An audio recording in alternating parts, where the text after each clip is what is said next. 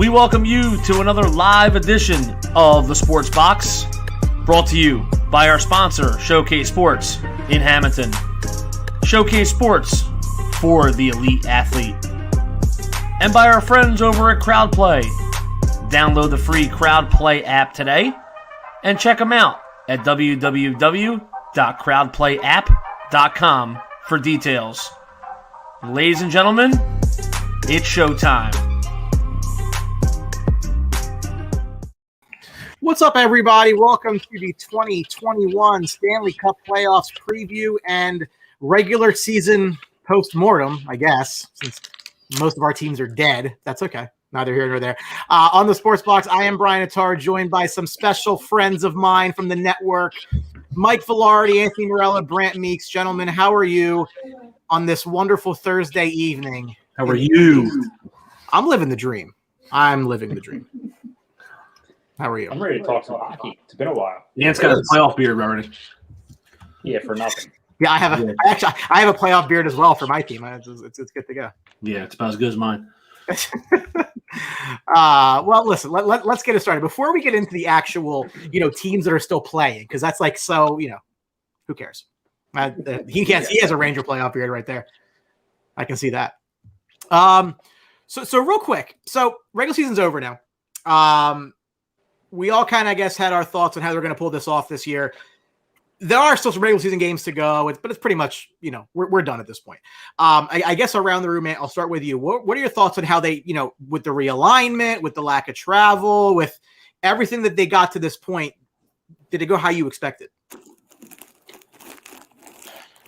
In terms of what exactly? Just the season. There were some COVID drops. There were the back-to-back games, like mini series, things like that. Just your overall thoughts on the way the NHL got this done this year. I thought they did better than anybody did in terms of the four major sports. They hardly had any cases, and if they did, they made it work. And I think they're rolling into the playoffs at just a great time, as is the NBA. But I thought they kept it under control, and we had a great season in terms of hockey and fantasy, and everything together just worked. Brant? I thought it was a great season. Honestly, I enjoyed that we got to watch some hockey. I felt like it was one of the more unobscured sports that we've got to watch recently. I thought they did a good job. The realignment thing is definitely a little different. I'm curious how they're going to adjust it going forward. Are they going to continue with this? And I'm also real curious to figure out what the plan is with the team from Canada. Like, are they going to come down here and play in a stadium, or what that looks like? But overall, I'd give them a really solid A grade for what they've been able to do this season. Mike, your thoughts? Overall, I thought it was a good season for the rest of the NHL besides the Flyers. Yeah, like the Flyers were just horrible, and I know we're going to get to that in a little bit. Yes. But, I echo the sentiments of the other two guys on the panel, at least before we hear from you. They're good sentiments to echo. Listen, in all honesty, it was good to see NHL hockey back. Some fans were getting in the stands towards the end of play. It was starting to get back to a little bit of normalcy, which was good. As far as the realignments and stuff like that, honestly, I guess we'll see how everything plays out, as it goes into the playoffs. And like I said, as long as the Flyers didn't do what they had, I was actually hard to watch this year, and honestly was. All right, we're going to get into that later. Why don't we listen? Since you're in the mood right now, why don't we start? I'm in the mood. Why don't we just start there? So, a post-mortem on the Flyers. So, in my opinion, and I'm sure the three of you agree, arguably the biggest disappointment in the league, given the expectations they had on them coming in. Mm-hmm. And they're in a very weird spot right now because other than Joel Farabee, their young players had a very down year across the board. I don't think anybody you could say had this wonderful year, and he had a nice year on give him credit for that. And your older players, Giroux's entering finally the final year of his deal. You have guys like JVR and Voracek who still have multiple years left at high numbers. And the coach is still there. You know my thoughts on the coach. And the coach is a complete ass clown. So that's neither here nor there. Whoever wants to go first, I want to give you the floor. Just let it out. I mean, just your overall thoughts right now as to where they are and where they're going, because I don't think, Well, they're not going many places. So Wrong with it, Mike. I mean, they're not going many places, as you can see. Just a comment on what you have on the screen here.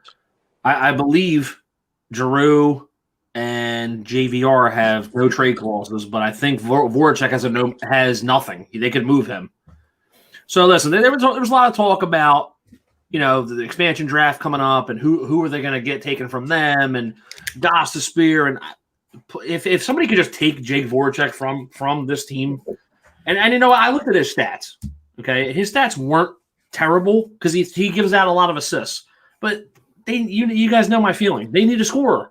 They need a threat on this team because there's none. There's no threats on this team. Not one. Not one person on this team scares me. Okay, and I told you this before. You look around the league, everybody has that star player. Flyers don't have that anymore. Okay, and listen, Hart. Was it a sophomore slump or whatever you want to call it? I think he's a good goalie. I think he's going to be a good goalie in the NHL. The defense needs to be better. They were very young this year. I think that Matt Niskanen retiring hurt them, as silly as it might sound, to have that veteran back there. But I don't really think they have any idea what's going on. I mean, I know you're not an AV guy, Brian, and I started to see that towards the end of this year. Listen, you got a young defenseman, whether you like him or not. Gostisbehere is a fairly young defenseman, but he's been in the league a couple years now. In and out of the lineup, healthy scratch, sitting, third pairing, first pairing. He doesn't even know how do you get a guy's confidence up like that? It's impossible. He's got Nolan Patrick's on the fourth line. Okay, your number 2 pick overall is on the fourth line. What's that tell you? It's just there's no chemistry. There's nobody playing together on that team. Chris Terrian, who we had on the show, just bashes him on social media. I love it. But he's right, though. He's right. Yeah. Well, listen, I mean, I told you guys from the jump. I thought AV was a horrible hire for them. He does. I mean, really, you got to give Joe Farabee even further credit because AV is not a young players coach at all, and nothing that they to me are like at the end of like Rangers year 3 under Vigneault. Like the defense has fallen apart, and frankly, as I've said before, I will say now and I will say again, that man has been carried his entire coaching career by 2 Hall of Fame goaltenders, and when the goaltending dries up, he looks pretty bad. So, Brant, as a unbiased, I hate everyone opinion as a divisional rival, on the outside looking in on the Flyers, I mean, what's just your overall take on past, present, and future? It's kind of like Velarde just touched on. Like some of the selection choices didn't make much sense. I felt like he would go away from guys too soon. Like, don't get me wrong, I love it. I love seeing the Flyers, eat shit during a regular season. You shut your whore mouth. but they were like, it just, I don't know. He doesn't seem like a good coach. He doesn't know how. I don't get why they didn't play Connor Hart more. Like, sure, if he's struggling, but let him figure it out, right? Like, you stop giving him the hook. Because the worst thing you can do is pull him and it hurt his confidence. What I will tell you is this, okay? I hate that team with the passion of. You shut your whore mouth. I don't blame him. I mean, look, he did not have a very good year, and I'm not going to say that he did. No. But when you look at their defensive zone breakdowns and you look at the guys they leave wide open in bad situations, and you could kind of see the cracks in the armor earlier in the season when, like, they were winning games, but they were getting outshot. Like, their shoot percentage was just way, way above any kind of statistical norm. Like, there were signs there that this was about to fall apart. And then it did in a big way in March. I mean, that was like a horrible, horrible month. So, like, I am not surprised it ended this way. I am surprised that they didn't make the playoffs. I thought they'd make the playoffs this year. I didn't think they were going to go anywhere once they got there, but I thought they'd get in. And frankly, I think if they owed AV less money, he'd be out of a job. And I think he's a horrible fit. I don't know what they think they want to be. Are you building towards a future? Are you trying to win now? I don't know what they're trying to do. I have absolutely no idea. Like, there's just no direction. And that would concern me the most as if I were a Flyers fan. Which now, listen, like you said, though, AV not having that, the contract's too long. Comcast ain't going to eat that contract. They might sell the team. But let's be hypothetical here. Torts is out there. Is he the Flyers' next coach? If AV's done, let's put it that way. Like I've said for years, like Tortorella is an absolutely perfect fit in Philadelphia. Yeah, for like so many. And you know what? I think that they would love to have him too. And if they could find a way to have him, like I said, they're not going to buy him out of them last 2 years though. Yeah, where are you on that? You hit the nail on the head, Brian. I mean, this is year after year, they get more and more desperate. Yeah. It's like trying to fit a square peg in a round hole every single year. They get a coach that's not good with young players after they just did a half-ass rebuild. They didn't sell when they had the chance. So they bring in a coach that is not good, and we've seen this in New York and Vancouver, with young talent. They wanted a name, Ant. They wanted a name. Exactly, because they wanted to win now, and they're not ready to win now. We've said this over and over again, Brian. They've got 2 to 3 years. This was before last year, before they could really contend, and I think they just took massive steps backwards. It's bad. You can say, look, Niskanen retiring caught them off guard. I'll give you that. You're not going to tell me that your second pair defenseman, who's up in age anyway, was and I like the player. Don't get me wrong. I thought bringing him in really steadied them last year when they needed it, and whatever. But he's not why that one individual player is not why the whole thing fell apart this year. There's one player on the team with any balls, and it's Provorov. Everybody else, I mean, to use a term that we use all the time, they're soft as baby shit. They really are. I mean, nobody cares on this team. That's the problem. Where are you now? We are 2 years into the Kevin Hayes contract, which arguably should be the best 2 years of the deal. Well, I wouldn't say he struggled this year, but he definitely didn't live up to it this year. Last year he did well. In the first little part of this year, he started out hot. And then I don't think, I don't know. Obviously, it's a lot of money. I love Hayes. Was it a little bit more money than they probably should have spent on him? Yes. But he's a fantastic number 2 center. He does everything for you. He plays a complete 200-foot game, kills penalties. He does everything. I mean, there's nobody else I'd rather have in the lineup right now other than Provorov. But I mean, Hayes does everything for you, and especially since Nolan Patrick is a complete bust.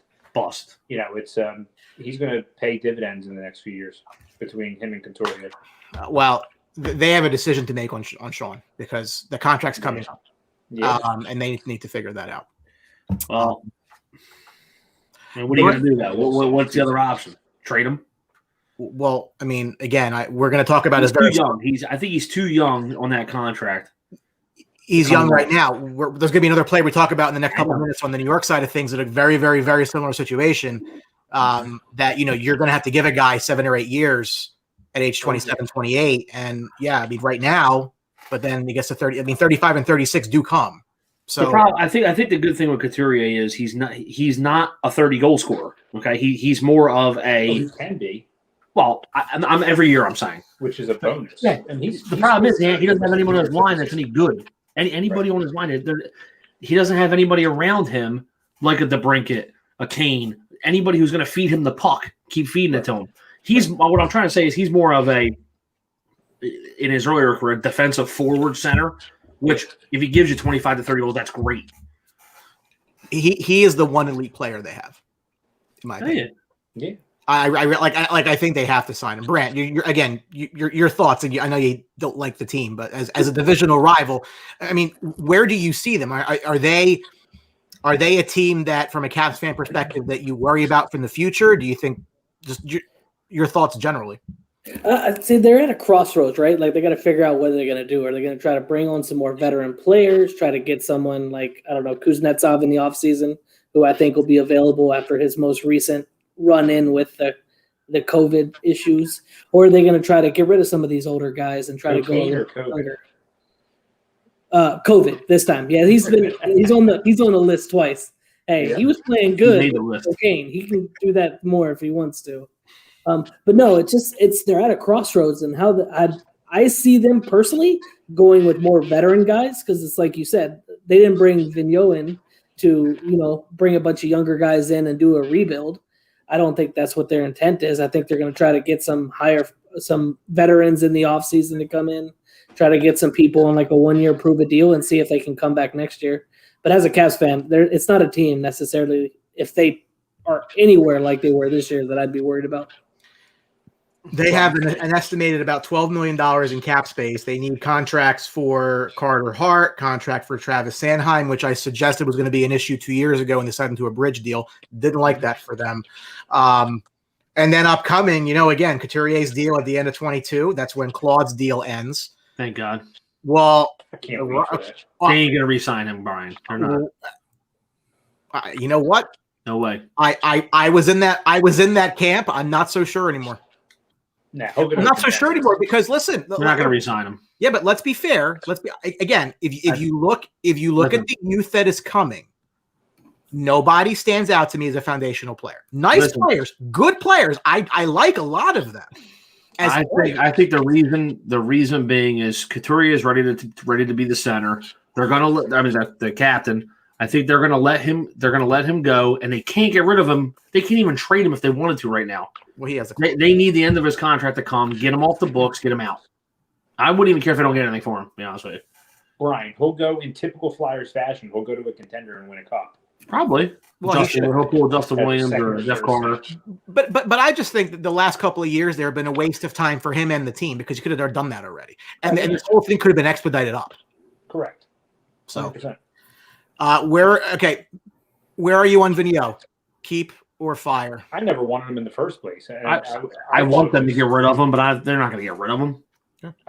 Last year was an anomaly. We knew that. Well, it's funny here, and he ends up here every single place he goes. It's so funny you mentioned that. As I think back, where did it all go wrong? It's kind of one of those things like where the picture stops. You're probably wondering how I got here. That's the puck's behind Carter Hart. Yeah. Did we just I didn't think they were actually that good last year, but they had this 10-game stretch where they were on absolute fire at the right time as the COVID break happened. And I think that, they weren't that good in the playoffs. Let's call it what it is. They struggled with Montreal, who should not have been in. And then the Islanders beat them. And everyone's talking about, the round robin, their round robin. And it's like, nobody cares. As Keith Jones was on our show and said, exhibition games, but whatever. Mm-hmm. I think that our expectations this year were based on what they did last year. And I think last year we overrated them. Point blank. I did. So obviously there's a lot of, I mean, no joy in Mudville when it comes to the Flyers. And any final thoughts on it was just listen, the other day that they were on the last final game, it was almost like I just wanted to turn the TV. I didn't even care if I watched them or not. And that's not usually the way it always was. You always want everything the Flyers won, you get excited. It takes you through your day. Now it's just like, I'd rather watch something else. That's where they're at right now. They need a guy who's going to come in there, a John Tortorella, a Peter Laviolette. They should have never gotten rid of in the first place. Right. They had guys, when they have guys that are in there that are in-your-face type coaches and want the best out of you and they won't take no for an answer, that's when they're good. And when they don't have guys like that, even Berube, but you bring in Hackstall, who's a little quiet. Vigneault's not the most in-your-face guy either. They just they drag their feet. Are you concerned about Carter Hart long term? I don't think so. No. Look at that defense. Other than Provorov, it's a complete disaster. It is. There's not one person out there that's any good. And it includes Sanheim. Sanheim struggled too. Right.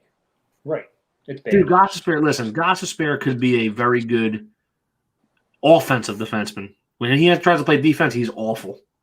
Awful. He's spinning like a top out there. Yeah. That to me is a much larger problem than Carter Hart. And actually, this in a perverse way could be very advantageous. If they give him a long-term deal now off a down year, they may save some money on that. And I would probably do that. That I think makes some sense. Provorov and Cam York next year, baby. Cam York, I'm getting excited for Cam York. You know who looks pretty good right now so far? Cole Caulfield, who they decided not to draft, who would change a lot of things for the Flyers right now. I don't know about that. Well, we'll see. Next, dude, we got Wade Allison, dude. Come on, Wade Allison. Next up, a postmortem on my New York Rangers. It's It's been interesting, to say the very least, is at the end of the season. Fights, suspensions, coach got fired, GM got fired, president got fired. Hey, it's not boring, right? So Tom Wilson was responsible for all those firings, by the way. For 0 of those firings, but neither here nor there. I will let the 3 of you pepper me with any question you'd like to ask, and I'll answer it to the best of my ability, and probably try not to curse you out in the process. Right off the bat, before you run, how much of all of this has to do with the fact that the guys you drafted early, I know you love Kako and Lafreniere, but how much does it have to do with these young guys coming in, not exactly performing up to par yet? You think that had anything to do with it? No. So as far as not performing up to par, and I've said this a bunch of times, I'm going to say it again. I don't think you can make blanket judgments on young players in the last 2 years of NHL hockey, which have been the weirdest 2 years we're ever going to come across. And and by the way, Lafreniere looked very, very good at the second half of the season once he finally got his sea legs under him. Kako has played a phenomenal. The advanced stats look very, very good on him. He just kind of was snake bitten scoring goals, but night and day from a year ago. The expectations are what we place on them, and I loved the. Lafreniere was, he's not having this number one pick year. Number 1 picks tend to go to teams who suck dick. Okay. So then they're going to go play top 6 minutes. Lafreniere was in the third line most of the time because the Rangers have Timmy Panarin and Chris Kreider on the left side ahead of him. So you're playing on the third line with your team's third best center, which is not the Rangers' deepest position, and the third best right wing. So it took him a while to really get it going. And towards the second half of the year, like I said, he looked a lot better. I mean, if you project that out over time, you're very, very happy with it. And again, Kako last year was playing fourth line minutes. That's a David Quinn problem. And it's a problem between, are you trying to win or are you trying to develop your players? And to me, the idea that you were trying to win was penny wise and pound foolish, because what do you for what? Right. You weren't going anywhere this year. So I was a lot happier with their second half than their first half and across the board. I'm not concerned at all with where their youth is. I'm very, very happy with it. I think that what I hope is that the Rangers don't turn into James Dolan's little new toy where the Knicks were. I need you to stay the hell away from my hockey team. That's the biggest issue with the Rangers right now is absolutely no question the owner, bar none. Mm-hmm. Yeah, for me, I thought they overachieved. I mean, they were probably one of the hardest teams for us to beat consistently, especially down the stretch. I thought they overachieved. I was a little surprised when they cleaned house at the end. How much of that was a surprise for you? I can tell you it was a huge. It was my first day or my second day back to work, in my office, and my phone hits, and I get the tweet from Larry Brooks saying, shocker. Davidson and Gorton have been fired. I'm like, that's not real. There's no way. There's no way that's real. And then I'm like, holy shit, that's real. And then you're just like, what the hell are we doing now? You've now removed the architects of this rebuild that you were very public with. You sent a letter about. You've done a phenomenal job. Listen, Jeff Gorton is a fantastic general manager. And while I will freely admit the 4 best things he did in as GM, my son could have done, in hitting lottery balls twice, signing a elite winger who only wanted to play for you for a lot of money, and trading for a young defenseman who only wanted to play for you for below market. My son could have done that. So it is what it is. Ping pong balls make great general managers, but you can't dispute the results. I mean, they've done from 18 to 21. And how many times I send you the roster, here's where they were 3 years ago versus where they are right now. And there's still more players coming. I was absolutely floored when they got rid of Davidson and Gorton. And some of the stories you hear are that the owner was thinking about it for a while because he wasn't happy with how quickly things are going. Well, he's also an idiot, neither here nor there. President says, I don't want to fire him. If he goes, I go. Okay, then you go too. And then here we are. David Quinn getting fired was not really much of a surprise to me. I never really thought that he'd be there when they finally got into their window, if you will. Not that I think they're in their window right now, but I think this was that final year of their rebuild period. He always struck me as a guy who was developmental in nature. And by the time they were ready to go, he wouldn't be there. So I'm not at all surprised he's gone. I'm very surprised the GM's gone. And more so the GM than the president, but the GM I thought did. I mean, I can't say enough good things. So that's the part that's troubling. But Chris Drury's been there for 6 years. Seems to trust the analytics. I'm going to give him the benefit of the doubt. We'll see who they hire at coach, but I just hope it's him and not his handlers. But that's my overarching fear. Didn't this happen to Gorton in Boston too? Same type of. Well, my understanding is he was only temporary in Boston. He was only like the interim GM, but he did a phenomenal work there. That's what I mean. And then once he got them to the point where they were the Bruins that we know of now. It's like almost the same. It's almost he's snake bit. Yeah, it's weird, and like he never gets to reap the benefits of what he built. Yeah, I wouldn't say he's like Hextall in that way because he did a phenomenal job in a short period of time, and the team let him do it. Versus like Philadelphia didn't really let him do it. Right. I'm very happy where they are right now. I'm from a roster standpoint. Now you should be. Ask me this question in September once they go through this process, and every time, like right now, every single time I see it, like a Larry Brooks tweet, my heart comes up to here because I have no idea what they're doing, and I hate that uncertainty more than I can put into words. Wait till the coach and hire comes. Sure. Which let's get into, by the way.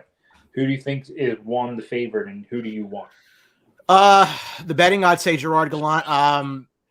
For me, that's probably the one that I would pick. At this point, I'm pretty much anybody but Tortorella. Like, I think that would be just a big step backwards for a young team. Panarin left Columbus in large part, not just because he wanted to go to New York, but to get away from Tortorella. I mean, Tortorella is an acquired taste. I mean, you need he breaks the team down and builds it back up again. I don't want that to happen to these young kids. I just think it'd be a bad. I mean, I know that Dolan has a hard on for him, but I don't think that's to me. You can make the case that honestly, and I hate to say this, that they're actually the Rangers' best shot to win the Stanley Cup is actually next season because you still have Zibanejad at the lower money deal. Like that's not going to stick, and the cap is flat. So whatever they do with trades and whatnot, like Zibanejad is going to basically be making double his salary 24 months from now. So your best shot to actually win is before your kids get off their ELCs and Zibanejad is making the money that he's making. Who knows what they do in the trade market? I think Gallant makes sense because, yes, he's had short tenures wherever he's been. But if you believe that the best shot on your window is sooner than later, then who cares? Then this is your tenure. He took an expansion team to the Stanley Cup final, did very well with a young team in Florida. I mean, plays high offense, high-powered offense, which, again, the exit interviews were pretty much an indictment of David Quinn saying, listen, the top 5 players on his team offensively were, I'm sure, bashed him. When he was on the bench, they could do whatever they wanted on the ice. They were winning 9-0 against your team. You remember it very well. So there's creativity that was stifled by David Quinn, for better or for worse. It is what it is. He did a good job with the kids. I'm a Gallant guy right now. I think that's who I would go. Xavier Couchy, Ranger Fennel, says Bob Hartley. I would agree with that as well. I think he probably would be another fit. If Rod Brindamore came out of Carolina, I'd be very happy with that. I like a guy like Rick Tocchet. I don't want Tortorella. I cannot wrap my head around bringing a guy back who you've let go. This is not the Yankees and Billy Martin. Like I don't want to go down that road. So that experiment's over for me. I want a different face, and to me, I think Gallant is the head. I don't think David Quinn gets another job. John Slugg's asking about that. I don't think Quinn gets another job in the league. I'm not sure if he wants one, to be honest with you. I don't think he ever really wanted to leave Boston. But they gave him a lot of money. How do you turn it down? Right. Yeah, he can go anywhere and coach college again. Sure. What about I don't even know if he's even available right now, but like a Daryl Sutter or one of those. Nah, I just retreads. I mean, you could even say retread with Hartley and Gallant, but Daryl Sutter. I'm pretty sure he's back up in Calgary, which was a disaster. Yes, I don't really. But that team's a disaster. I think I would be looking for an offensive-minded head coach. Like I wouldn't be looking for clamping down defense. I don't necessarily think that that's a winning strategy for the players that you have. I'd be looking to bring out as much of my skill as much out of my skill players as I possibly could. So someone like Bruce Boudreau would work for you then, because obviously he's very offensive minded. He is, but I think that when he made the playoff comments about he couldn't hear Ranger fans, like we remember that, and he will walk into the door with that over his head, and he might not be able to get out from under that. Again, he's not John Tortorella, so that meets my base criteria. And I wouldn't be opposed to it. I don't know if he's a culture fit for the city of New York. You know what I mean? Like, I just don't. It is as high a pressure market as there is in the United States. It's not Toronto, right? It's not. We're not talking like Canada, but in the U.S., that is as high a pressure a hockey market as there is. So I don't know that. I'm not saying Washington is not, but I'm saying I think New York. Oh, it's different. Yeah, I mean, we're forgiving. So would you go someone then like Claude Julien, who has had that, Montreal, Boston expectations? Like, that's definitely a little bit more comparable than Washington. Yeah. I mean, I wouldn't rule it out. I think Kev is asking about Patrick Waugh. I really don't want to go down that road either. Like, if you had very little success elsewhere, right now, the leader in the clubhouse in the betting market says it's Gerard Gallant. That would make I would be perfectly fine with that. I think that's my top choice right now. I wouldn't hate Hartley, but again, you weren't in the NHL last year. You were in Russia, different league. Though there are very obviously a strong contingent of Russian players on the team right now, for whatever that's worth. I'd like to see him go Gallant if I were the one making the decision. Whatever decision it is, it needs to be Chris Drury's and not Glenn Sather's and not James Dolan's. I really need them to go somewhere, preferably not in the building. Right. Yeah, I mean, I still like Gallant to end up in Seattle for the Kraken, right? I mean, what he did with Vegas was. But if you're him, though, where would you rather go? Would you rather go to New York? I mean, this team's on the cusp of something very special. Like, I don't want to build my roster from scratch. I have a ready-made roster here. Especially when you got this close with Vegas. So close. It was such a good series. Yeah. It was a great series. Hats off to you guys. But if you're Gallant, you want to go somewhere where you're going to be able to win. And, to Brian's point, they're on the cusp. Like, you've been quiet. Go. Just chilling. Talk about the Rangers. Do you have any questions for me about the the question I was going to ask you, Meeks kind of hit on the head is, do you think that it was beneficial for them to clean house if they overachieved? Because, you look at it, I don't know anything about the Rangers, really. I look at it as an outsider standpoint, and I thought that they played well this year.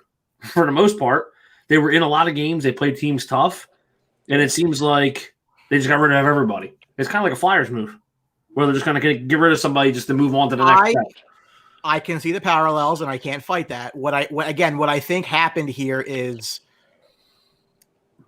the owner made a decision that the GM wasn't moving quickly enough. From the standpoint of you have players like Artemi Panarin and Chris Kreider and Mika Zibanejad who are not getting any younger, and Jacob Trouba to an extent. I understand that. I understand that. 27 now. Sure. What did they want him to do? It's not that. It's just speed this up, because if you're telling me I have to wait 2 more years, well, Panarin's going to be 30, 31.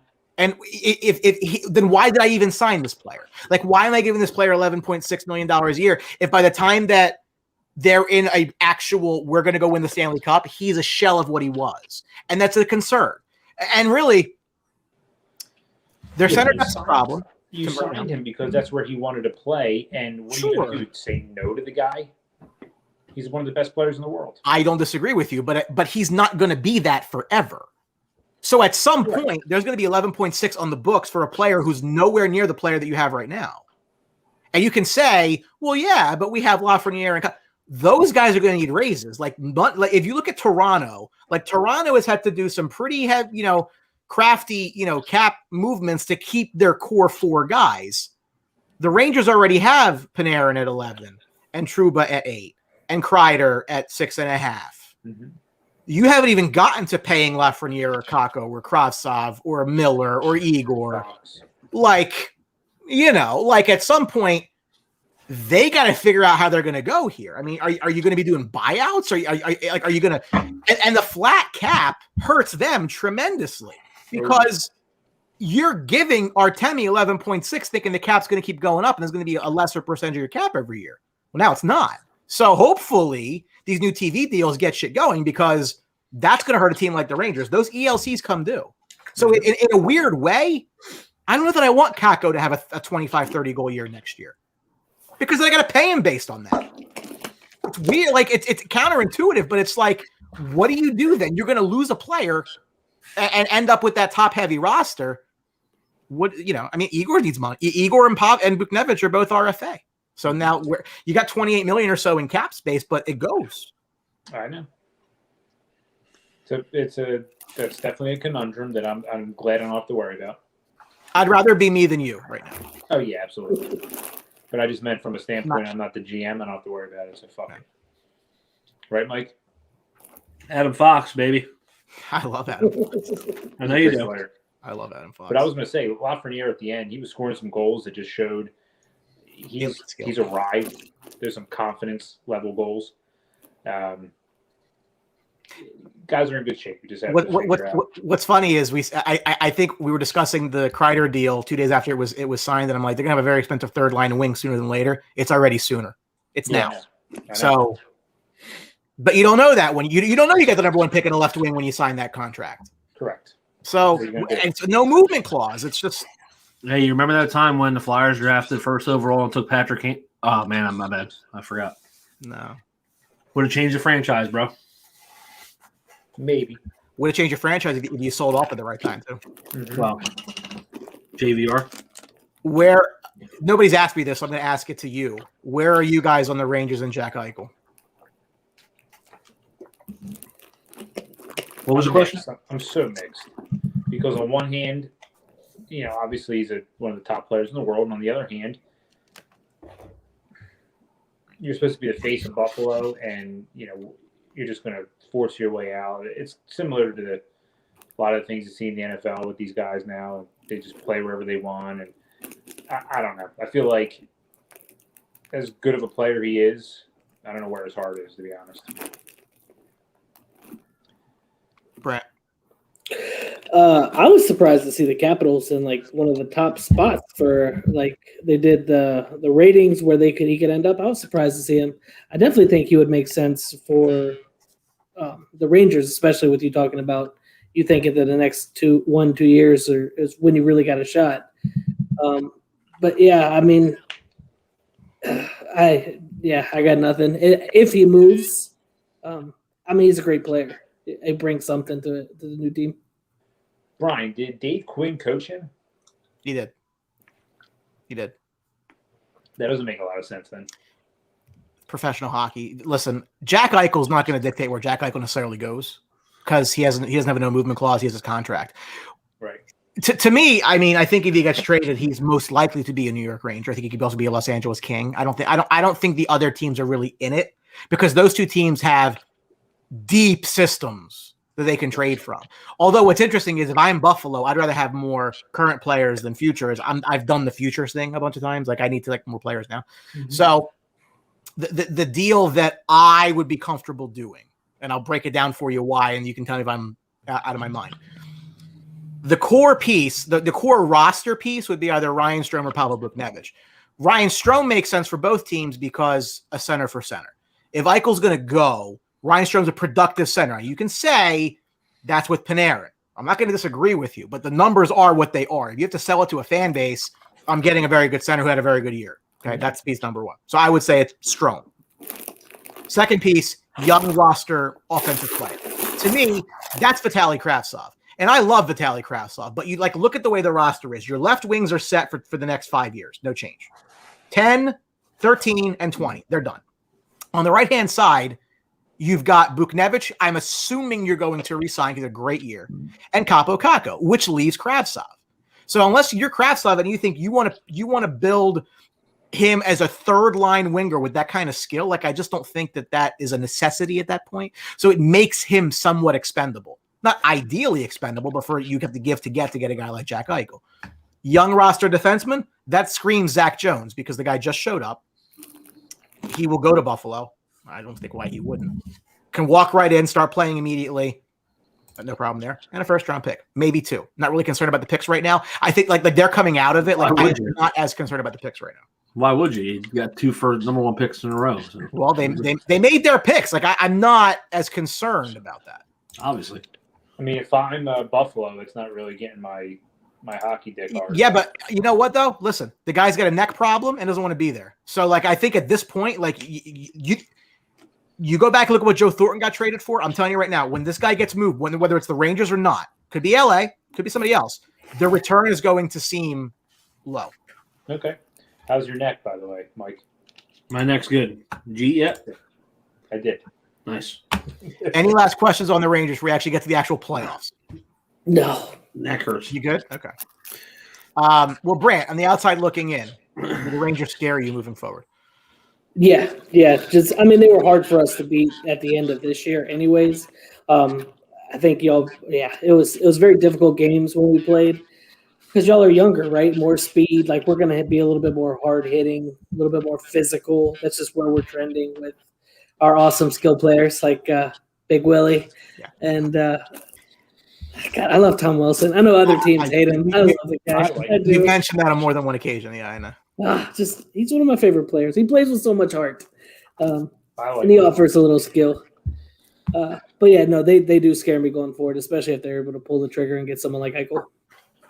The center hole is deep, and I think Ryan Strom's got 12 months in New York, one way or another. So I wouldn't be opposed to that. Fucking Ryan Strome. Hey, they got him for nothing. I don't know. I think a Kuznetsov-Eichel deal would make a lot of sense for both teams. Kuznetsov has not been a good influence on Ilya Samsonov, our young goaltender. Like they were late to this most recent meeting. They've been out doing stuff they're not supposed to do. I think it's a pretty good baseline. I think Eichel could sleeper team is Washington. Yeah. No, I think Ovi needs a deal too, right? So Samsonov's doing coke too. All right, so he's impressionable. Let's kick this off. Odds courtesy of DraftKings at about 2 p.m. this afternoon. The Mass Mutual East. I'm going to call them what they call them. I think it's dumb. Don't care. The 1-seeded Pittsburgh Penguins host the 4-seeded New York Islanders. The Penguins are -150 to win the series. The Penguins won 6 of the 8 games that these two teams played. And if I can tell you there is one team in the league that I think is so goddamn overrated, it is the fucking New York Islanders. I am so sick and tired of hearing about Lou Lamoriello, and they are a smoke and mirrors team. I don't know how they win games, and Pittsburgh owes them one from a couple of years ago. So all of this talk of the Islanders going to go on a Stanley Cup run, they're in an extremely difficult situation with which to do that. I don't like this matchup for them at all. Barry Trotz is why they win games. But you know what? At some point, though, like the prevent defense doesn't work in hockey. Right. It didn't work last year against Tampa Bay because Tampa Bay just outscored them. Of course. So skill works against the Flyers. You don't have any skill. Well, that's fine. But this is right. But even the Flyers took them 7 games last year. Well, yeah. Pittsburgh is going to wipe the floor with this team. They're going to sweep them. I don't agree with that. I disagree. Pittsburgh's playing great hockey right now. Pittsburgh, they just every year they seem to get older and older, and it has to end at some point. They've really hit their stride at the end of the year, though. Jeff Carter's, but yeah, talk about it like a trade deadline deal. You want to give me Kyle Palmieri and Travis Zajac? Yeah, okay, cool. Jeff Carter's been phenomenal for Pittsburgh. Mm-hmm. Absolutely phenomenal. For nothing. Really. Brant, what do you disagree with? The Islanders, the Islander hate or the Penguin love? What do you disagree with? Well, I'm always going to hate the Penguins. They would be my top team to hate forever. Sidney Crosby is the biggest whiner in the NHL. He's the Luka Doncic of the NHL. But no, I actually like the Islanders. I think Varlamov's got like a 2.04 goals against average. He's really good goaltender, get hot in the playoffs. I don't trust the Pittsburgh goaltenders as much. I think Jari's a little more. Is Jari hurt? I think he's playing. Okay. Yeah, he's susceptible to making like a questionable move and getting caught out getting caught out easy. I actually like the Islanders in 6 on this one. It's Pittsburgh is they're aging, right?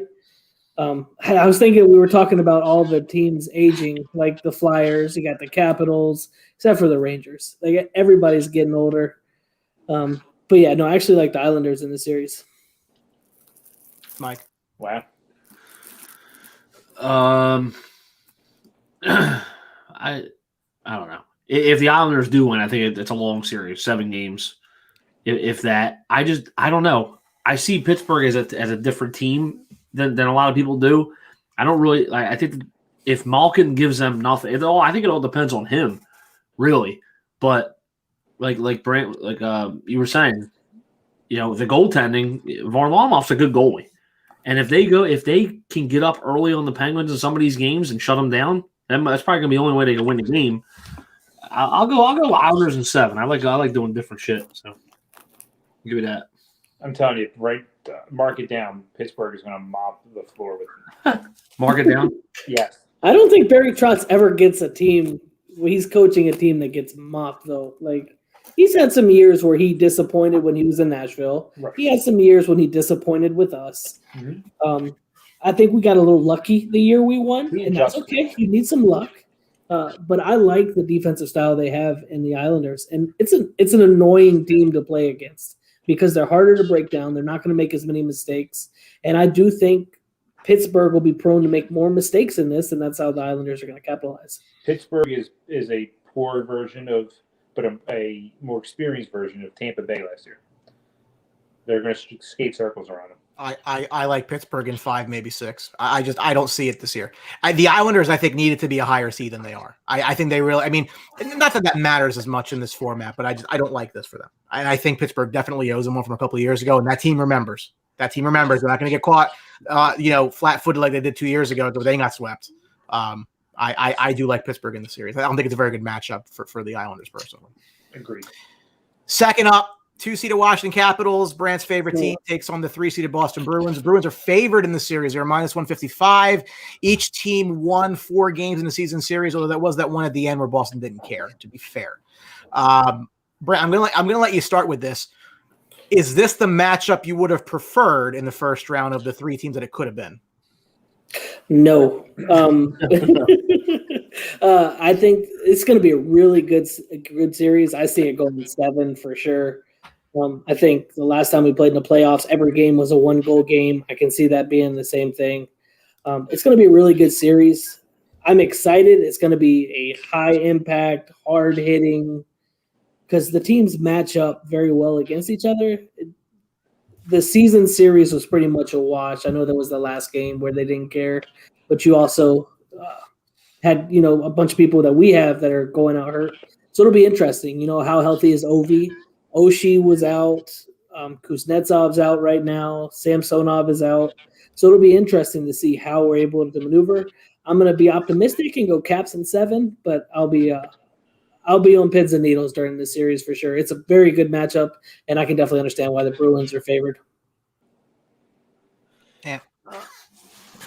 It's tough. I completely agree with what you just said. It's usually when it's this tight, when the rosters are so close in terms of talent, I usually side with the goaltending. But then even then, they're very close. So I'm going to go with coaching here, and I'm going to give the upper hand to Laviolette a little bit.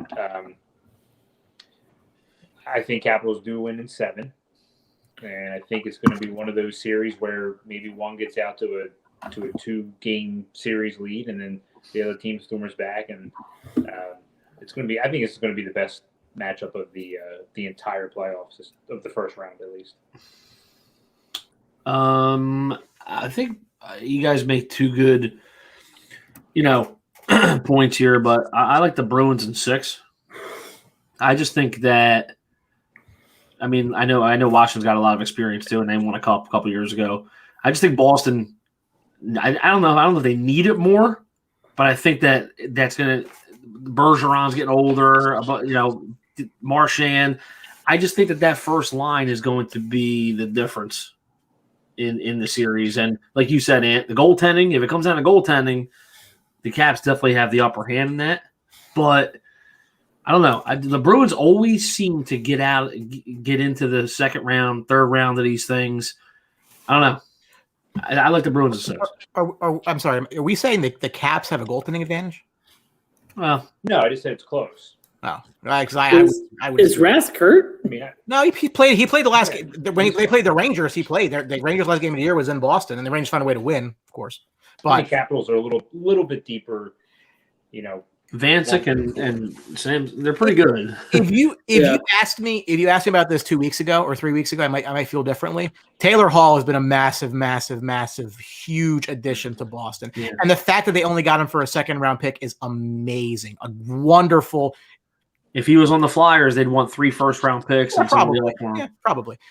That's good. That's going to be the Caps' problem here, because if you find a way to stop that perfection line, which is the best line in hockey, bar none. Mm-hmm. Now you got Taylor Hall on the second line, and you don't have an answer for that. They can throw out so much skill in a power play. I mean, that's why I like Boston in this series, frankly. And I don't think it's the Caps. I think would have much rather play either of the other two teams over Boston. Yeah. I would agree with Brant on that point. Not ideal. I just, Tom Wilson's going to do something dumb at some point in the series. I mean, pretty much can guarantee that. That's his MO. I think I understand the storyline of Zdeno Chara going back to Boston. I mean, he's how about Lobby owns Boston too? Yeah, I'm gonna go with the Bruins here. Not a short series. It will go 6 or 7. I think Washington's good enough to make it go that way. But for me, I do like Boston in this series. And we'll get to Final Four picks at the end here. The Discover Central, the 1-seeded Carolina Hurricanes against the 4-seeded Nashville Predators. Hurricanes are -240 to win this series. Carolina took 6 of 8 in the season series from the Predators, except for the last 2, which have not helped my fantasy hockey team in the finals because my opponents got Nashville. 12 months ago, maybe a little longer than that, I said on social media that I preferred the Hurricanes roster to the Flyers, and I was panned and laughed at and poked fun, and I'm used to that. That's fine. I would like to have that conversation now. The Hurricanes are very, very good, and they have very, very top-end talent that other teams just don't have, and their system is also very good. I think Svechnikov and Aho are two of the top 10 to 15 players in the game in the world today. Love them both. Nashville is in a weird spot because I don't think that they thought they'd get in. I really don't. I think that Dallas was probably the expected 4 seed in this weird division. This if you had to say like what's the shortest, like this could be a sweep and it would not shock me at all. Like I think Carolina is that damn good. Max 5 for me. I love Carolina in this series. Spoiler alert here, but I have Carolina going the distance. So I think 4 or 5, honestly. 4 or 5 for me. Yeah, it makes sense. I mean, you've got essentially one of the deepest teams versus a fringe team. Unless something amazing happens in Nashville, which you can never, playoff hockey is some of the best because you can get some cool upsets, right? Like as a Caps fan, I've seen it. As an 8 seed, Montreal beaten. Anybody can beat anybody, but yeah, I've got Carolina. Kings winning the Cup as an 8 seed. Mm-hmm. Hey, Brian. Does this Stanley Cup count or no? I think it counts more than last year's. It depends on what happens with the North. But not fully.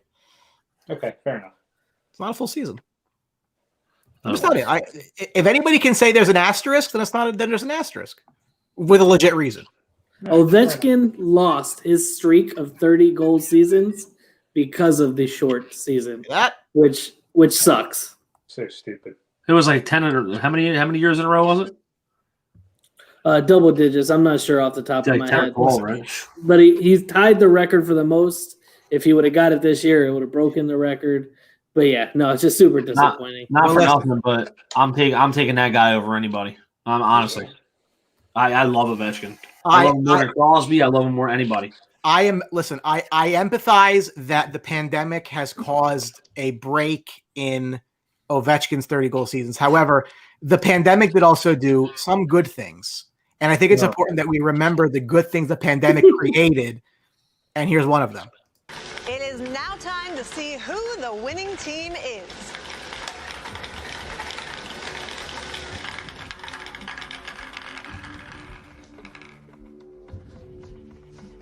The first selection in the 2020 NHL draft belongs to the New York Rangers. Wow, there it is. Yeah, and you soiled your pants. So you did. I lost my voice for 4 days. Hey, doesn't Paul McCree have one of those? He has about the other 23. I have the 24.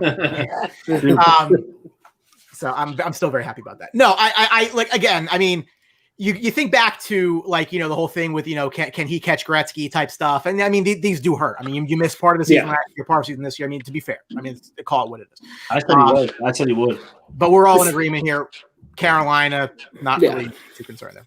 Hey, Mike. The other central matchup, the Florida Panthers versus Tampa Bay Lightning. Lightning are a minus 143. Very, very tight. Panthers did take 5 of 8 this year. This is the first ever playoff matchup between the two Florida teams. Listen, you want to talk about a surprising team? It's Florida.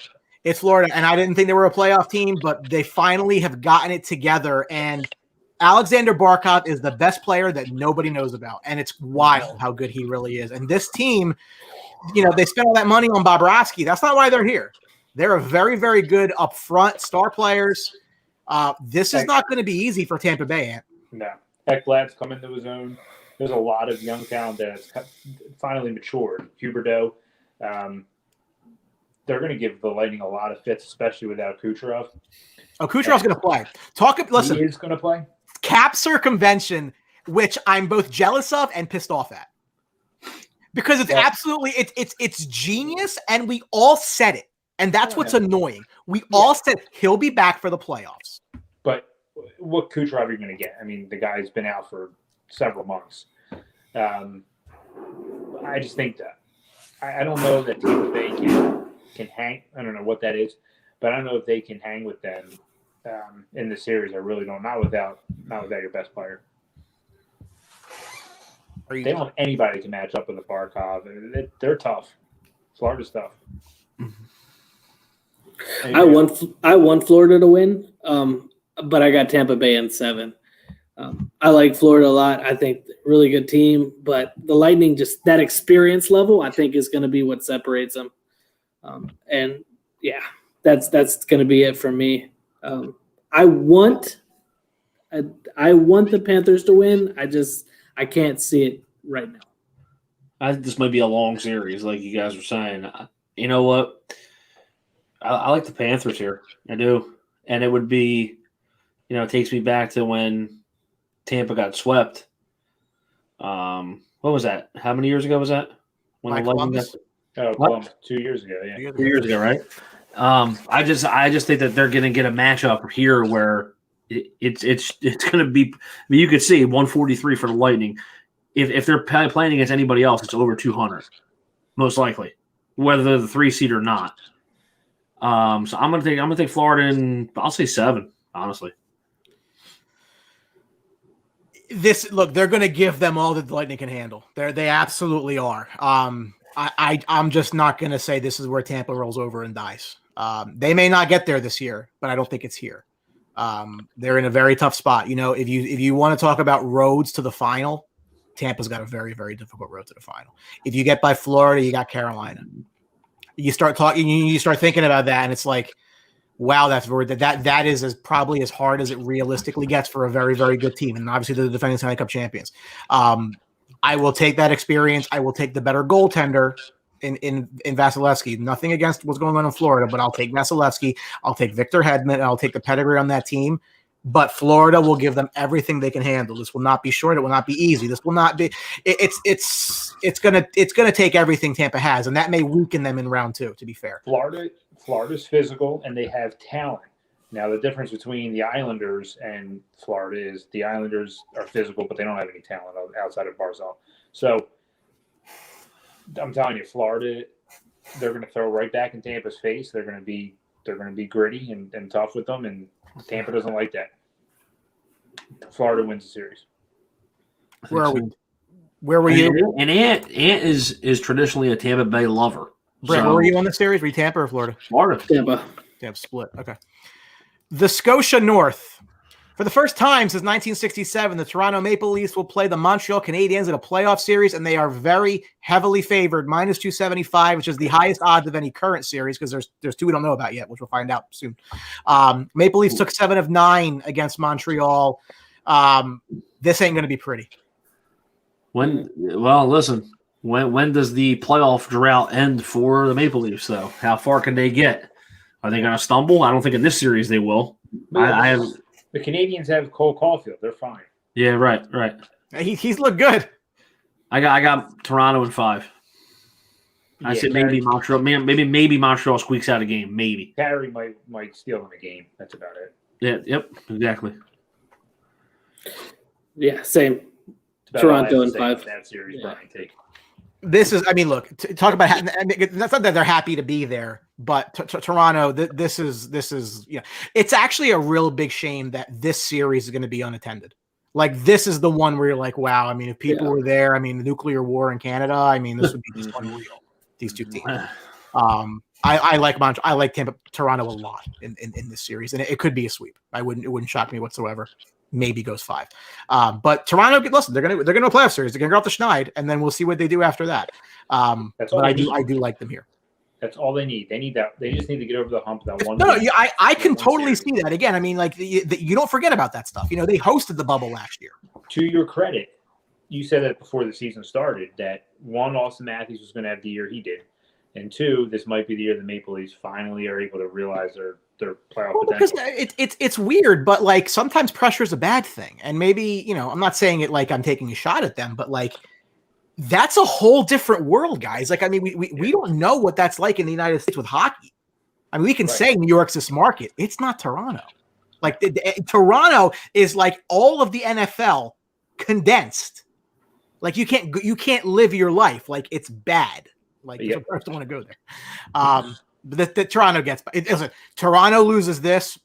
They're tearing it up. I think. Correct. I think at that point somebody big goes. There's no other way. There's no other way.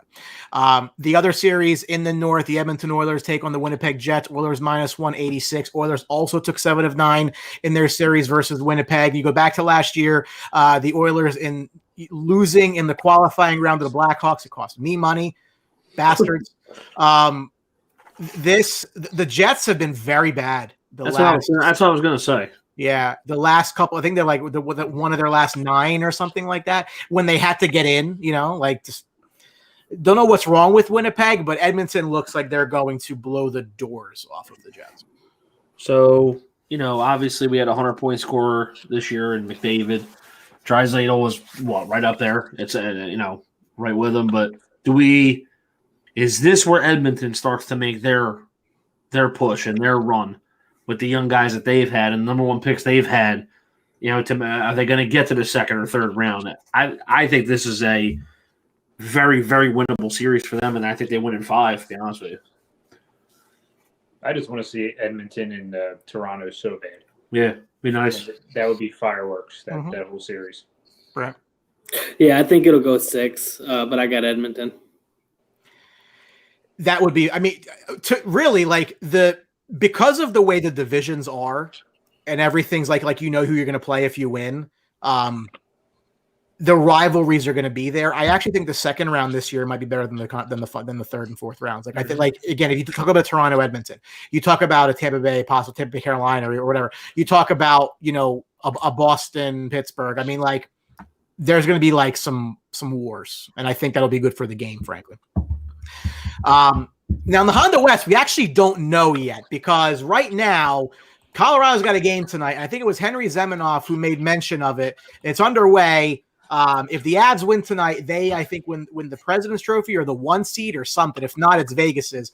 But they're a huge favorite over the Kings tonight with good reason. They have something to play for, and the Kings don't.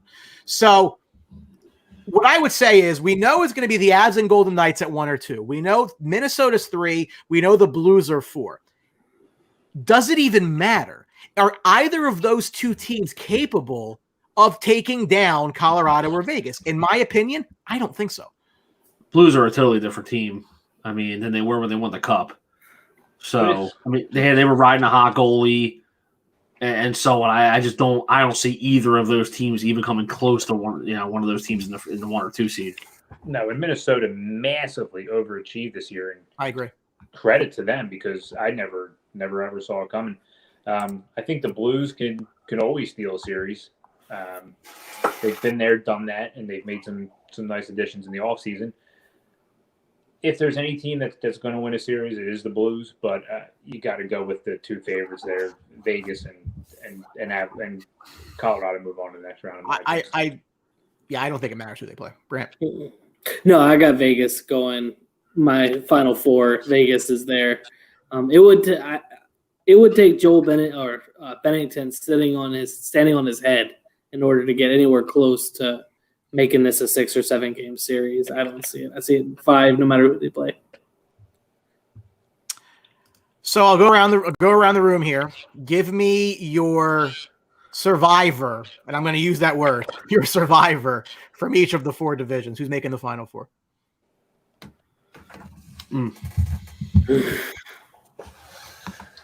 Carolina. Survivor. Carolina and Pittsburgh. I'll go Boston, Carolina. That's Final Four. There's 4 teams. And then yeah. and I'm going to go with. I'll go with Toronto and Colorado. Toronto, Vegas, whoever the winner of the Washington-Boston series, I'm going to go Washington as a fan. And shit, who was the other one? I don't even remember.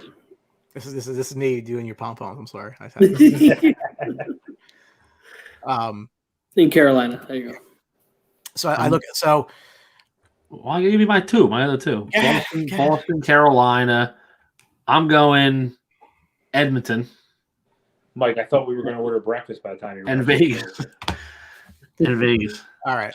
So for me, I'm taking Boston out of the East. That was my pick from the jump. They were out to a very strong start. They did fall off. Taylor Hall was a biggest addition to the deadline. I think that team's got a very legit shot to go very far. I like Boston in the East. In the Central, I'm going to come back to regret this pick because I love Carolina, but until Tampa gets beat, it's Tampa. And I'm not saying Carolina can't. I'm not saying Florida can't. But I believe that until they and these teams have not had playoff success at all. So until you've done it, you haven't. And that's going to come up for my team, I'm sure, pretty soon here. Yeah. But until you know what? To quote Ric Flair, to be the man, you've got to beat the man. And the man is the Tampa Bay Lightning, and they're only adding players to their roster. So again, until they're losing, it's them. And I will take Tampa to come out of the Central. Out of the North, Toronto, Edmonton's going to be awesome hockey. Flair's from North Carolina. There you go. That's good. Toronto, Edmonton's going to be fantastic hockey. It's going to be everything Canada wishes for. The edge in goaltending, even as weak as it is still in Toronto for me in that series. As good as McDavid is, and he's unbelievably good. It's not as if Toronto doesn't have players like Matthews and Marner and Nylander. So it's like in Tavares, they're a little deeper. So I will say Toronto comes out of the North. Out in the West, give me Colorado all day. It's not that I don't believe in Vegas. I just think at some point this group of Avalanche is going to make their move. And last year they should have gone further than they did. Brian, they are extremely Brian, how mad were you when an expansion team made the Cup Finals? Well, I just thought that it wasn't good for hockey. Right. I didn't think it was good for hockey because, again, look at if you're Toronto. Well, fuck me. I've only been rooting for this team since 1967. You guys show up and go to the finals immediately. That's just not good. It's an FU to all fans of a long-suffering team. Darnell Nurse is my boy. He had a very, very good year. So for me, Boston, Toronto, you told me you didn't like that trade either. Tampa Bay. What? You said you didn't like that trade either. I got Darnell Nurse from Ant. I should have kept him. Probably was a keeper, right? Brian, you told me not. You didn't like the trade. I didn't like the Line A deal. Whoever made the Line A deal. I didn't like it for Winnipeg either. So make your pick right now in this weird year, which we all thought we knew was going to be weird. I think in many ways it's weirder than last year. Who wins it all? And Brant, you can't say Washington. You can't. No. I mean, of course I'm going to be wanting that, but in the weirdest year, I think it's going to be Toronto. I think they're going to finally get those demons off their back and make it happen. Mike? I'll go Vegas. That's because you like the city. I do. Yo, how ugly are those gold helmets? Oh, my God. The chrome. Oh, horrible. Drives me nuts. I want to go to game there, though. That'd be so much fun. Fleury and Leonard. I think it's a great goalie combination, and I don't think one of them is going to take every game. To be honest with you, and I think that they're deep enough where they could make a run, and if they get past Colorado, forget about it. I think if they come out of the West, out of that conference, they're going to win. I have Carolina beating Colorado. Carolina. I think Brendan Moore is a fantastic coach. He is. They have a ton of talent. I know goaltending isn't the strongest, but they have, I think, the weakest. I think if Florida can beat Tampa Bay, they have the easiest road there. They can get past Pittsburgh. I would love nothing more than Toronto to finally break their streak in a COVID year, so that everybody in Canada can say, "Who cares? That's not even real. You didn't win anything. It wasn't even a real year," and that would just drive Toronto fans That's nuts. the typical prick in you. Oh yeah, I never said. Listen, I never said that I wasn't. So in my defense, I kind of you bastard. I said, like, if you want to be a pompous jackass, I can teach you how to do that. I find myself gravitating towards Toronto. I think I might have said them before the season started. I will stick with that. I just think that Tampa Bay, if they get through that division, is going to be really. I don't think they get to the final after that. Like, I think if I'm right about the teams that I think are going to get there, I would say that I would much rather play Tampa at that point, who should be the walking wounded after theoretically getting through Florida and Carolina. No one's got a harder two teams to play, in my opinion, because I agree. I think Boston beating Washington, they're going to get they're going to win the division after that. That's exactly how I feel about Pittsburgh getting through that division. Carolina, if they can, like I said, if Florida can beat Tampa, I think Carolina they're young, they're hungry, they have a great coach.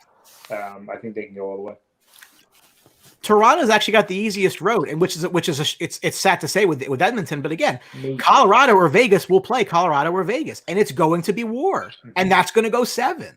Correct. So again, if it pans out that way, don't be surprised. Oh, could you imagine if it's Boston, Toronto for the Stanley Cup? Oh, because then at that point, there's going to be some very tight buttholes up in Toronto. Oh my gosh, they're not going to be feeling very good about that. No, at all. No. They own that. Any final words, gentlemen? Yeah, I just think Boston sucked. I think Boston slumped. I think they were slumping into this. I think, like you said, Taylor Hall's addition was fantastic, especially for the price. But again, they didn't have a ton of time to gel together. And I don't know if I necessarily see them beating a team that's been there and done that so many times, like Washington or Pittsburgh.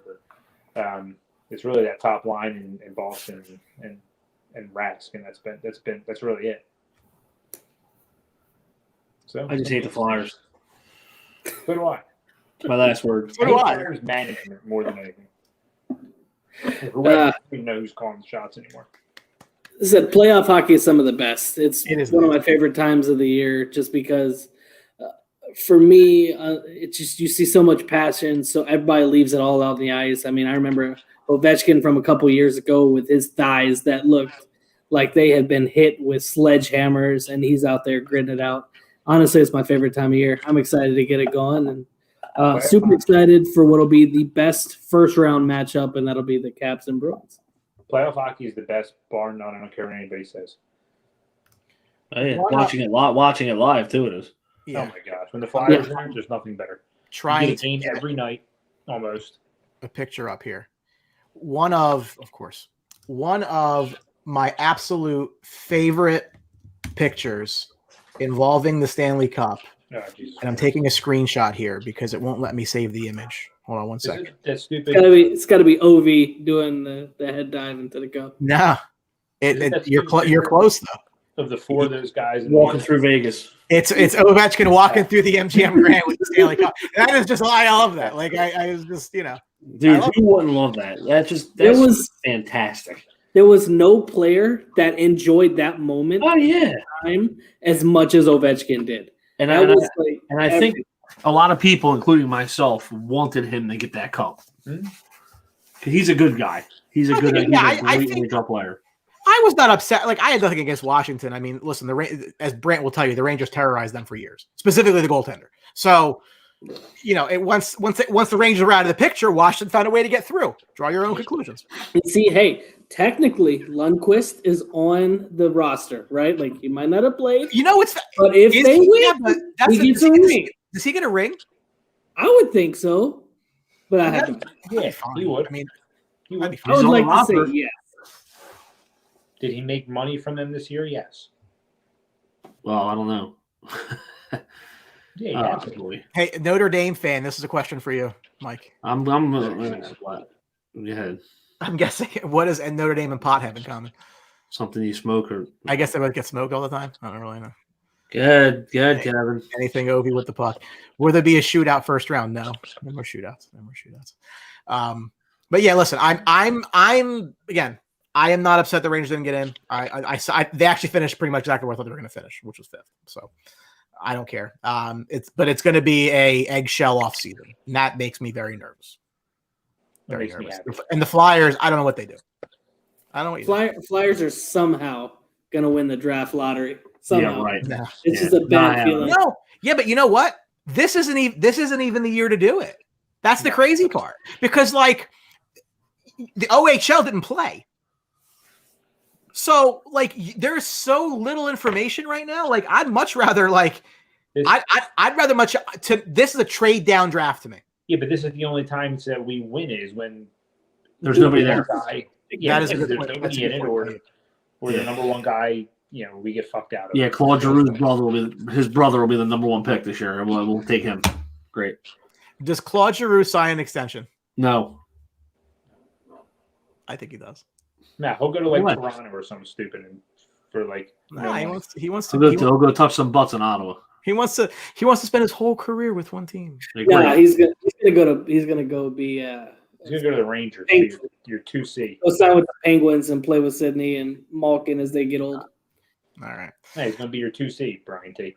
No, my 2C is going to be Mika Zibanejad. Huh? Because my 1C is going to be Jack Eichel. Oh, Eichel. Oh, right. Again, listen, it's all price dependent. It's all price dependent. You're good. I have these are my untouchables: Panarin, Lafreniere, Fox, Kakko, Shesterkin. Anybody else can go. You ever see that meme where the guy's rolling over in bed and the girl's like, he's probably thinking about other women? Yeah. And that's Brian T and Mary Sue, and she's probably thinking that, and he's like, I wonder what they're gonna have to give up for Jack Eichel. Listen, you brought it up, so I'm going to play the commercial. I make note of it here. I say specifically, they're every third thought in my mind. I can't turn it off. Yeah. So we closed on our house the day of Game 7 of the Eastern Conference Finals. I always joke with my wife that buying a house was the second most important thing going on that day. I think every third thought in my mind is about the team. I can't turn it off. My Ranger Man Cave was a project that I've always wanted to do when I finally got a house. Most wives would not sign up for that. If you remember, why you like the teams that you do, it's probably some of your first emotional attachments that you make when you're a kid. I can't wait to share that with him. When we can enjoy it together, it'll be the greatest thing. I wasn't kidding. So Mary Sue should let you go with them. Don't you get like a text from me at 7 a.m. like, oh my God, their cap situation, or oh my God, like it's like I'm screwed up. I'm freely admit it. Like I don't. That's fine. I don't Brady hide. was so young. Just yeah. Holy crap! Man, He wants to go to a game. I want to go to a game. I know. Gavin wants to go. Let's all go. No, we're not going to wait till we can do that and bring them. We're not going to Philly. Why? Not that bad. Stinks. We'll get a. You go to preseason games in Philly, you turd. I do. We'll get a club because I want to see the kids play. It's all people in there like. Real quick on this. So John Suggs does mention it. The Hurricanes are trying to sign Brandon Moore longer term. The Rangers will not hire someone until that gets done.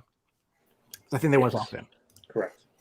So, that'd be awesome. Anyway, guys, on behalf of the team, we have Anthony, Mike, Brant. Thank you for watching the Sports Box 2021 Stanley Cup Playoffs review and post-mortem on the Flyers and Rangers, which ended up being 2/3 of the show because we talk a lot. Make sure you are following us on social media at Sportsbox Show Facebook, Twitter, at the Sportsbox Show Instagram. We have shows most nights now. The team continues to grow, and we're all having an absolute blast doing it. So make sure you're following us along the way. And we will see you next week. Enjoy the Stanley Cup playoffs. It is the best time of year. It's the best time for me because my team's not in. So my normal cycle of stress and nausea, I don't get. You save some gray hairs. Dude, what I tell you, the playoffs drive me. There's no enjoyment. I don't enjoy it. It's pure stress and nausea when the Rangers are in. Like, I'm not calm. I'm totally unproductive at work. Like I can't. Like I'm just. Anything I felt during the Super Bowl. Apparently, the Kings are beating the Avalanche right now. Yeah, that won't stick. That's my prediction. Who cares? I mean, that's a playoff matchup. That's 1-0. I mean, who scored the goal? Not your guy. Of course not. Yeah, no, dude. Rafa's got guys scoring already. As long as the Blades of Steel lose, that makes my yes. His team was good. You got to give him credit. Best team we've ever had, which is so fucking unreal. Anyway, all right, guys, we'll see you. Good night.